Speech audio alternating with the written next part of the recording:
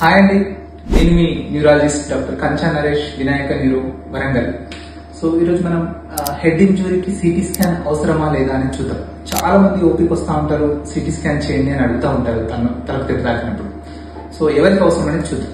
నార్మల్గా ఎవరికైతే తలకు దెబ్బ తాకడం వల్ల అన్కాన్షియస్ అవుతారో, మల్టిపుల్ ఎపిసోడ్స్ ఆఫ్ వామిటింగ్ ఉంటాయి, ఫిట్స్ వస్తుంది, లేకపోతే మాట రాలేదు, కాలు చేతి రావట్లేదు, మనం ఏం జరిగిందో గుర్తుండట్లేదు, అట్లాగే మోర్ దెన్ 60 years ఏజ్ ఉన్న వాళ్ళు, అండ్ జీసీఎస్ స్కోర్ అంటాం, అది 15 ఉండాలి నార్మల్ గా. 14 అండ్ బిలో ఉన్న వాళ్ళకి నార్మల్ గా సిటీ స్కాన్ చేస్తూ ఉంటాం.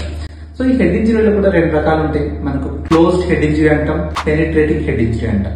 సో ఎప్పుడైతే పెనిట్రేటింగ్ హెడ్ ఇంజరీ ఉంది, స్కల్ మీద లీజన్స్ కనిపిస్తా ఉన్నాయి అనుకోండి, సిటీ స్కాన్ చేయాలి. సో ఈ సిటీ స్కాన్ లో మనకి ఏం తెలుస్తుంది అంటే, బ్రెయిన్ లోపల ఏమైనా బ్లీడింగ్ అయిందా, లేకపోతే బ్రెయిన్ కి ఏమైనా ఇంజురీ అయిందా, కంకషన్ ఇంజురీస్ అంటాం. సో అట్లాంటిది ఏమైనా జరిగిందా, లేకపోతే స్కల్ ఏమైనా ఫ్రాక్చర్స్ అయ్యా అని తెలుస్తుంది. సో ఏమైనా మైనర్ సింటమ్స్ ఉంటే you can stay at home, but any of this issues neurologist ని కలవండి.